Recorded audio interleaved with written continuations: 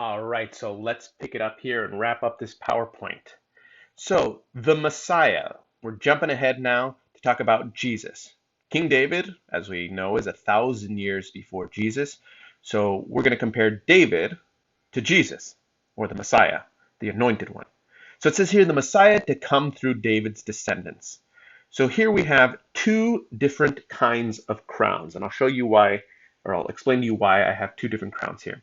On the left, it says, many people of Jesus' time did not acknowledge him as the fulfillment of the Old Testament prophecy. So during Jesus' time, 1,000 years after David, the Jews of that time were waiting for someone to save them, a Messiah, an anointed one, a king. And they thought, oh, a king is going to come and save us, a king is going to come and save us. And then Jesus showed up, and a lot of Jews at the time, a lot of people at the time, didn't accept Jesus as the Messiah. They saw him and they go, well, this guy Jesus, he can't be the one who's going to save us. I mean, he's born of like a simple carpenter.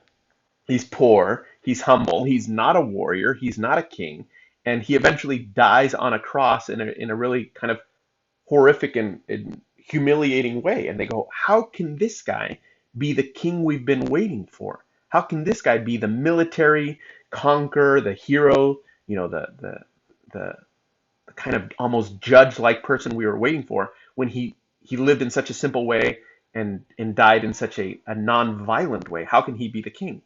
Well, it's because Jesus didn't fit the traditional image of a king. And so we have these two crowns kind of contradicting. And this one right here, well, this looks like a traditional king's crown. If I told you a king, a mighty king was going to come and save you, if you were a Jew in Jesus' time, a mighty king was going to come save you, you go, well, okay, he's going to be like King David. He's going to be this golden crowned, powerful dude. On the left here, we have the crown of thorns, which is what the Romans put on Jesus' head to mock him when they executed him. And so a lot of people didn't recognize Jesus as the fulfillment of this king they were waiting for because he didn't fit the traditional image. He was humble and meek. He was the epitome of a servant leader. And so it went over a lot of people's heads because they didn't recognize, oh, a real powerful king is a one who serves his people, who is humble, who doesn't come to be served, but comes to serve. Let's talk about King Solomon real quick, jumping back in time to this is David's son and the third king of Israel. Remember, Solomon is the third king. So he's the son of David and Bathsheba, and he's a man of great wisdom and judgment, and he builds the temple of the Lord in honor of his father in the city of Jerusalem, which if you see on the timeline in the video before this, you can see he's the one who builds that temple. And he strengthens Israel's army. He modernizes the army. He's a good ruler in this respect. He shores up the defenses of the nation of Israel. He creates trade alliances with other nations. So in all these respects, King Solomon, the third king, the son of David, he's a solid king. But something happens after King Solomon's rule. After his rule, the kingdom divides, kind of splits, breaks, rips, if you will, into the northern and southern kingdoms with a ruler leading each. So let me see if I can, you guys know I'm very good at drawing. So I'm going to draw the nation of Israel. There it is. Okay. Perfect. Now, after King Solomon's reign, it kind of splits.